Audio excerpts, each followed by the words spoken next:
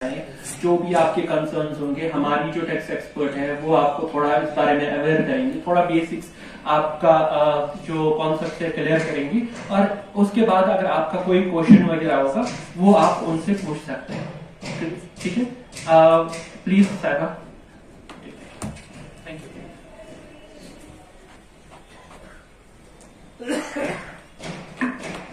अस्सलाम वालेकुम।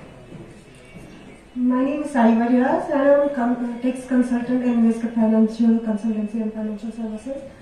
तो मैं बेसिकली आप सबको बताना चाहती हूँ कि पहले हमारा इतनी नॉलेज होनी चाहिए कि हमें ये पता हो इनकम टैक्स क्या है, टीडीएस क्या है।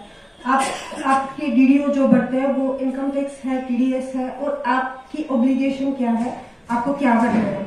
ठीक है, तो पहले ही हमें ये पता होना चाहिए कि टीडीएस जो है वो इनकम टैक्स रिटर्न नहीं है। इनकम टैक्स रिटर्न अलग चीज है, इनकम टैक्स अलग चीज है और टीडीएस अलग चीज है। हमने इन तीन चीजों को एक एंटिटी बना रखा है जो कि गलत है। तो मैं आप लोगों से पहले पूछ लूं, आप लोगों को पता था टीडीएस अलग होता है, इनकम टैक्स अलग है या आईटीआर अलग है? नहीं पता था। तो मोस्टली डिफिकल्टी यहीं पे आती है। जितने भी हमने सेमिनार्स के, वेबिनार्स के, जितने भी क्वेश्चंस अराइज हुए, मैंने अभी तक जो भी बेसिक अंडरस्टैंडिंग आई है वो ये आया है कि लोग कहते हैं कि जो हम टीडीएस भरते हैं वही टैक्स है। TDS is a kind of income tax, income tax ही है। ये क्यों गवर्नमेंट इम्पोज किया हम पे?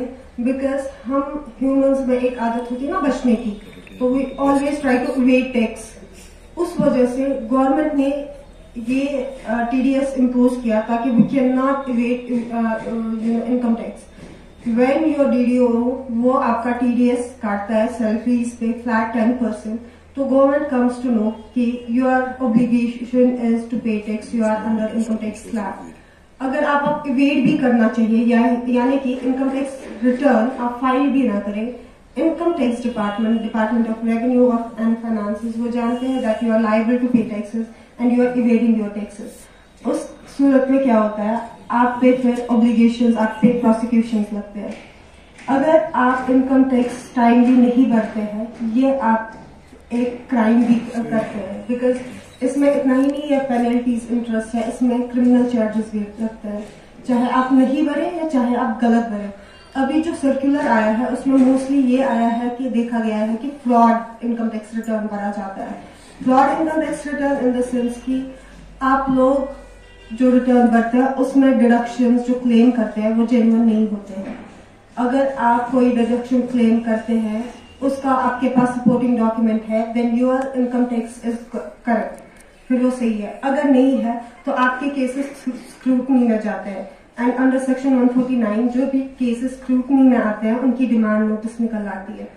डिमांड नोटिस का क्या आप पे असर पड़ता है कि आपका जो टैक्सेबल अमाउंट है उसका 200% पेनल्टी लगता है विद इंटरेस्ट। यानी कि अगर आपका 1 साल का टैक्सेबल अमाउंट 1 लाख बनता है और आपने फ्रॉड डिडक्शन दिखाए हैं, स्क्रूटनी आ गई, डिमांड नोटिस आ गई, अब आपको उसी अमाउंट का 3 लाख भरना है plus some interest. In case you fail to do so, फिर आप पे सेक्शन 276 के अंडर प्रोसिक्यूशन लगता है। दैट मीन्स आपका केस जो है वो आईटैट ट्रिब्यूनल से निकल के कोर्ट में जाता है and court can put you behind bars. आप पे केस क्रिमिनल चार्जेस चढ़ सकते हैं and you will be behind bars for this thing, plus जो आपके पेनल्टीज इंटरेस्ट होंगे वो भी। अभी क्या है कि प्रोसेस हमें समझना है। प्रोसेस स्टार्ट्स विद टीडीएस, आपका डीडीओ काटता है। उसके बाद इनकम टैक्स रिटर्न जो आप फाइल करते हैं वो सैलरीज का नहीं करते हैं। आप ये नहीं बताते कि साल में मेरी इतनी सैलरी है, ये आपने बताना है कि मैंने कितना कमाया है साल में, चाहे वो फ्रॉम सैलरीज हो, चाहे आपकी रेंटल इनकम हो, चाहे आपका इनकम फ्रॉम अदर सोर्सेज जैसे कि इंटरेस्ट होते हैं, डिविडेंड होते हैं, या फिर आपका कोई लॉटरी वगैरह जो भी हो, या फिर कोई कैपिटल गेन होता है, वो सब मिला के जो भी आपका इनकम बनता है उस सब का रिटर्न भरना होता है। जब आप आईटीआर फाइल करते हैं, आपकी सैलरीज प्लस जो भी इनकम है वो सब आपको उसमें मेंशन करना है और वही डिडक्शंस क्लेम करने हैं जो कि जेन्युइन है। जैसे कि हम पीएम फंड में तो मोस्टली हम कश्मीरीज डोनेट नहीं करते हैं। आप में से कोई करता है PM fund donation? Prime minister fund के डोनेशन में आप देते हो कुछ पैसा? नहीं करते, लेकिन शो ऑफ करते हो। वो तो एग्जम्पशन था। वो एक ही सर, मैं यूजुअली कहती हूँ जो आप ITR फाइल करते हैं नहीं करते हैं, बट आप हमेशा ये डिडक्शन दिखा के अपने ITR को फ्रॉडुलेंट साबित कर देते हैं खुद से, क्योंकि जो अभी सर्कुलर आया उसमें बताया गया है कि कश्मीरीज डू जबकि नहीं किया जाता है, क्योंकि उसका सपोर्टिंग डॉक्यूमेंट आपको नहीं मांगा गया था अभी तक। या फिर ऐसा भी होता है कि हम दिखाते हैं that we have the medical insurance claims करते हैं जो कि जेन्युइन नहीं होते हैं। किसी के पास 2 लाख का भी नहीं होता है, वो 3 लाख दिखा देता है, या होता ही नहीं है दिखाता है, जो कि फ्रॉड है, जिसकी वजह से केसेस स्क्रूटनी में जाते हैं। या फिर हम इंटरेस्ट शो करते हैं हाउसिंग लोन्स, या आप HRA भी लेते हैं और ये भी दिखाते हैं कि आप रेंटल अकोमोडेशन में रहते हैं और रेंट्स का भी लेते हैं। जो हम इंटरेस्ट दिखाते हैं, जैसे किसी को हाउस बिल्ड करना है, interest on house loan, yes, वो फ्रॉड है? नहीं, वो तब तक फ्रॉड नहीं है जब तक कि आपका लोन नहीं होगा और आपने इंटरेस्ट नहीं मैं किया, कहता हूँ उसकी सर्टिफिकेशन बात आती है। सुनिए, आप सही जाने में कहें कि अगर सही हो, मकान का लोन होगा, देन इट्स जेन्युइन, जेन्युइन। हाँ, क्योंकि जब भी आपको तब तो जब आप ITR फाइल करते हैं तब आपको डॉक्यूमेंट कोई भी नहीं रखना होता है एज एन एविडेंस, लेकिन अगर केसेस आ जाते हैं तब आपको बैंक से सर्टिफिकेशन मांगनी होती है बाज़ाब्ता इंटरेस्ट ऑन होम लोन का, जो कि आपको दिखाना होता है कि ये 2 लाख जो मैंने डिडक्शन क्लेम की ये जेन्युइन है कि नहीं। हाँ बिल्कुल, ऐसे केसेस होते हैं जैसे कि आपका DDO वो नहीं जानता होता है कि आपके फिक्स्ड डिपॉजिट्स है और आपके फिक्स्ड डिपॉजिट्स पे आप इंटरेस्ट अर्न करते हैं, वो इंटरेस्ट भी आपका इनकम है जो कि ITR में दिखाना लाजमी है। चाहे आप ITR 1 भरे, 2 भरे, 3 भरे, आप कौन सा ITR भरेंगे ये डिपेंड करता है आपकी इनकम पे।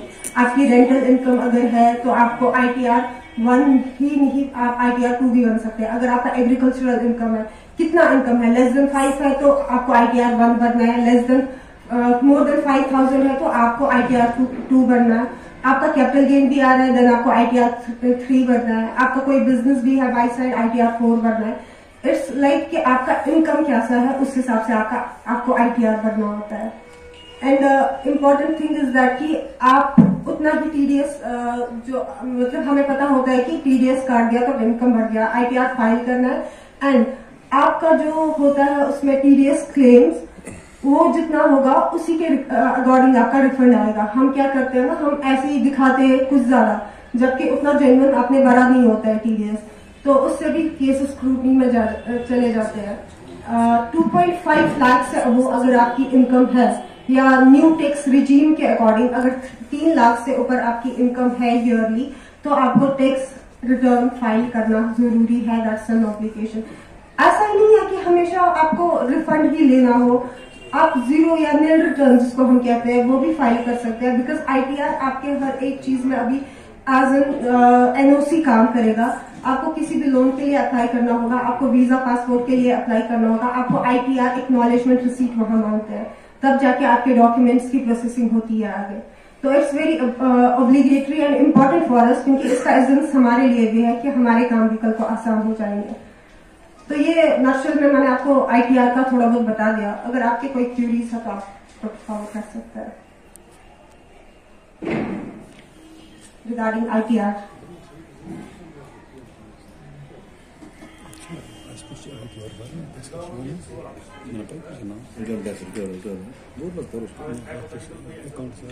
देखिए फॉर एग्जाम्पल हम लेते हैं पहले किसी का इनकम 4 लाख का है, 4 लाख है तो इनकम टैक्स भरना है, आपका TDS कटा होगा, क्योंकि TDS 2.5 लाख से ऊपर जिसका भी इनकम है उसका TDS 2.5 या 10% फ्लैट करता है। ठीक है, अब आपने टैक्स पे किया है, but on the other side अगर आप देखेंगे इनकम टैक्स स्लैब्स के हिसाब से आपका इनकम जो है वो टैक्सेबल नहीं है, आपको रिबेट दिया जाता है बाई गवर्नमेंट, क्योंकि ओल्ड रिजीम में 5 लाख तक का रिबेट मिलता है एंड न्यू रिजीम में 6 to 7 लाख तक का रिबेट मिलता है आपको। मैडम हम ITR के लिए अप्लाई करते हैं ना, किसके पास अप्लाई करेंगे? ITR आपको जो जेन्युइन होगा ना, जेन्युइन। देखो हम क्लेम नहीं करते हैं, वो क्लेम करता है, हमें मालूम नहीं होता है कि उसने क्या क्या क्लेम्स किए हैं। बाद में वो रिसीट भी नहीं देता है, बाद में वो रिसीट भी नहीं देता है ना। इसकी रिसीट निकलेगी जिसपे हम क्लेम कर सकते हैं, कोई पासपोर्ट या वीजा हमें मिल सकता है, वो रिसीट भी नहीं मिलती है। हमें मालूम नहीं होता है कि इसने क्या क्या हमारी तरफ से। कोई चार्टर्ड अकाउंटेंट यहाँ पे आता है, कोई भी। वही मसला है कि हम एजेंट्स को वी अप्रोच एजेंट्स ओनली, हम टैक्स का फिर वही सवाल है ना, हम किनको अप्रोच करें ITR के लिए, हम किनको अप्रोच करें? गवर्नमेंट लेवल पे कोई है ना? ये तो गवर्नमेंट लेवल पे कोई होना चाहिए ना, है ना? अगर प्राइवेट लेवल पे है तो हम क्या कर सकते हैं? किसी के पास तो जाना ही है ना। रजिस्ट्रेशन होगी या कुछ है, we have to approach somebody. Let me answer. देखिए, ये जो ITR आपको फाइल करना होता है, ये आपको फाइल करना होता है, ठीक है? जब ITR फाइल होता है, वहां पर जो पोर्टल होता है ना, वहां पर आप एक्नॉलेज करते हो कि ये मैं खुद फाइल कर रहा हूँ। कल को मैंने जब स्टार्ट किया, मैंने बोला कि कल को अगर कोई प्रॉब्लम आ जाती है ना, वो आप पे ऑब्लिगेटरी, वो प्रॉब्लम, वो आपको वो इशू रिजॉल्व करना है, वो आप उस टाइम उसके जिम्मेदार हो। वो बंदा नहीं है जो ITR फाइल करता है। क्योंकि जब आप ITR फाइल करते हैं, वहाँ पे एक सेक्शन आता है whether you are filing this through our representative or yourself, जिसको हम सेल्फ असेसमेंट टैक्स कहते हैं। तो वहाँ पे आप सेल्फ असेसमेंट टैक्स लिखते हैं, तभी जाके कि नोटिस भी जो आती है आपको आती है, रिप्रेजेंटेटिव को नहीं। ठीक है। अब इसमें आपका इशू है कि अगर मैं किसी जगह टैक्स फाइल करा रहा हूँ, ITR फाइल करा रहा हूँ, अब मुझे पता नहीं वो क्या फाइल कर रहा है, मुझे पता नहीं इसमें गलती किसकी है। क्योंकि कल अगर कोई फंसेगा, वो हम फंसेंगे ना। अगर मैं ITR किसी जगह, अगर मैं कोई काम अपना करा रहा हूँ तो उसमें कोई प्रॉब्लम आ जाएगी, मैं फंसूंगा ना। तो इसका जिसे हम बोलते हैं ना, इसका कंसर्न किसे लेना है? मुझे लेना है कि अगर मैं कोई गवर्नमेंट डिपार्टमेंट में कोई चीज कर रहा हूँ, लेट्स अज्यूम आपका एक पोर्टल है गवर्नमेंट में जहां पर आपका ट्रैक होता है कि आपने आज दिन में कितना काम किया, ठीक है ना? अब उसमें आप किसी को देते हो राटिकर सर्व, ठीक है, वो कुछ भी लिख देता है। कल को अगर शाम को या महीने के बाद अगर कोई उसमें प्रॉब्लम आ जाती है, आपको एक नोटिस आ जाती है, उसमें किसको पकड़ी? आप तो ये नहीं बोल सकते ठीक है ना? वहां पे यू आर लायबल कि आप वो चेक करें कि आप कहां से फाइल करा, ठीक है? अब इसमें एक और चीज है कि सर, अब बहुत सारे एजेंट्स आते हैं, बहुत सारे लोग आते हैं हमारे ऑफिस में, वो बोलते हैं कि चलो हम इतना ही फी लेंगे, इतना आपको वापस रिटर्न दिला देते हैं, पैसे की लालच में जो ज्यादा पैसे देगा उसी से कराते हैं। देखिए, ये भी आपको ख्याल रखना है कि अगर मेरा पैसा है, कल को हिसाब मुझसे ही लिया जाएगा, ठीक है? और वहां पे आपको ये ख्याल रखना है कि इंस्टेड ऑफ कि आप ये चेक करें कि कौन ज्यादा से ज्यादा रिटर्न दे रहा है, आप ये चेक करें कि मैं ITR खुद फाइल कर दूं, उतना मसला है ही नहीं। देखिए, वो हर एक इंडिविजुअल टू इंडिविजुअल डिफर करेगा। एक बात है, कोई आप गवर्नमेंट को भी पता है, गवर्नमेंट को भी पता है, ज्यादा से ज्यादा वो लेते हैं 10%।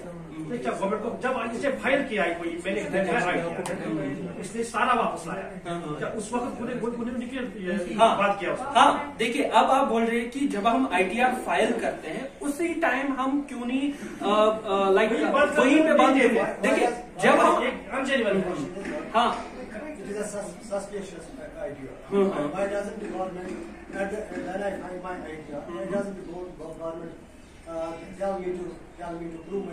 एग्जैक्टली। देखिए, या फाइनेंस डिपार्टमेंट से सीधा ही क्यों नहीं करता है ना, जहाँ से पे आती है? आंसर करूंगा। जो IT जो इनकम टैक्स डिपार्टमेंट है, अलग डिपार्टमेंट है, ठीक है? फाइनेंस का अलग रहता है। अब इसमें क्या है कि आप बोल रहे हो कि गवर्नमेंट उसी टाइम क्यों नहीं मांग रहा है हर एक चीज। ये देखिए, ये फिर बर्डन किस पे आ जाएगा? सिस्टम पे आ जाएगा, ठीक है? ये आजकल डिजिटलाइज, अगर हम एज पर लॉ जाएंगे, अगर हम देखेंगे कि बहुत सारे लोग इस इनकम टैक्स ब्रैकेट में आते हैं कि उनको इनकम टैक्स फाइल करना है। अगर हम यहाँ पे कश्मीर की बात करें, अप टू रिसेंट ईयर्स कोई भरता ही नहीं था। बिजनेसमैन तो उनको पता ही नहीं होता था कि ये इनकम टैक्स होता भी है। हमें भी गवर्नमेंट एम्प्लॉयज करते थे, या वहाँ जुगाड़ पॉलिसी, सिंस हमारे पेरेंट्स भी रहे गवर्नमेंट एम्प्लॉयज, हमें पता था कैसे चलता है, ठीक है? अब एज पर लॉ अगर वो जाएंगे ना कि हर एक डॉक्यूमेंट हमने चेक करना है, क्रॉस चेक कराना है, तो ये एक ऐसा प्रोसेस बनेगा कि नहीं पॉसिबल होगा। अब इसमें क्या इंडिविजुअल को वो कैटर करते हैं, जब उनको केसेस सस्पिशियस लगते हैं वो इंडिविजुअल को करते हैं। एज ए ग्रुप वो सबको कैटर नहीं कर पाएंगे ना, दैट्स व्हाई वेरिफिकेशन इंडिविजुअल की होती है। ठीक है, अब इसमें क्या होता है, अब गवर्नमेंट क्या करता है, एक तो इंडिविजुअल की जिम्मेदारी रहती है इसमें। फॉर एग्जाम्पल मैं क्लिक करता हूँ, हाँ ये मैं ही फाइल कर रहा हूँ, कल को अगर प्रॉब्लम होगी मुझे ही पकड़िएगा, ठीक है, उससे बंदा कॉन्शियस हो जाता है।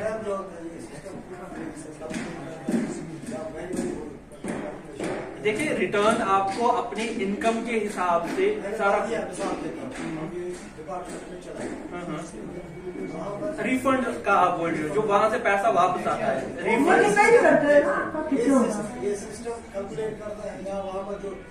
नहीं, ये रिफंड एज पर अगर हम रूल्स देखें ना, ये आप रिफंड कैलकुलेट करके उनको बोलते हो कि मेरा इतना खर्चा हुआ है, ये मुझे वापस दे दो, इसमें मुझे रिबेट मिलना चाहिए, ठीक है।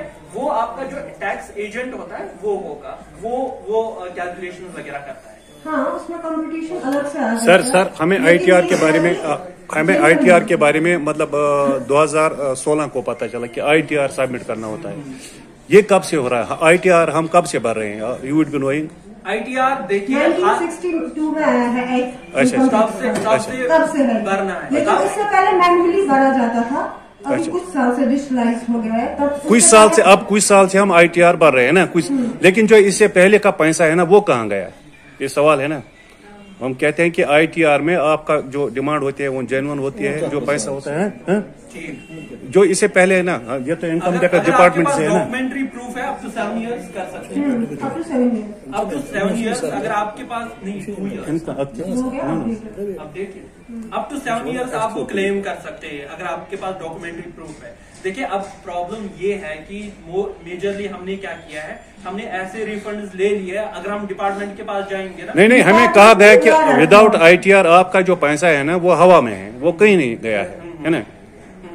नहीं, आपका पैसा हवा में नहीं होता, जब आप टीडीएस भरते हैं वो डिपार्टमेंट ऑफ नहीं, टीडीएस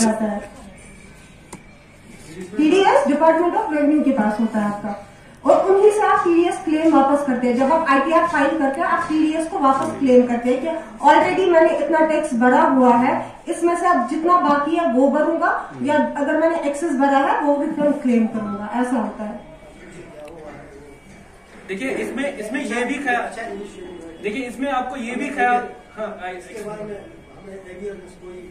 एग्जैक्टली। अब इसमें थोड़ा बहुत और अगर सर आप अगर पिछले 2 साल का आपने आईटीआर भरा है एंड आप जानते हैं कि आपने डीडीएस जो है या डिडक्शन है रॉन्ग शो की है, आप उसको अभी अपडेट कर सकते हैं, आईटीआर यू या updated income tax return file कर सकते हैं। उसमें क्या होगा, आपको 25% पेनल्टी प्लस इंटरेस्ट लगेगा on your taxable amount. It's when you surrender before government के हमने करा हुआ है गलती, हम सुधारेंगे। इन केस ऐसा नहीं हुआ, आप खुद से नहीं करते, तब जाके डिमांड नोटिस आती है जहाँ पे आपको 200% पेनल्टी प्लस इंटरेस्ट लगता है। पिछले 2 साल का आप अपडेट कर सकते हैं। ठीक है, इन केस आप बोल रहे हैं जैसे सर बोल रहे हैं पिछला जो हुआ भूल जाओ उसको, वो हम भूल नहीं सकते, ठीक है ना। इनकम टैक्स डिपार्टमेंट एटलीस्ट नहीं भूलता है। अब तो मतलब क्लियर है। मैं थोड़ा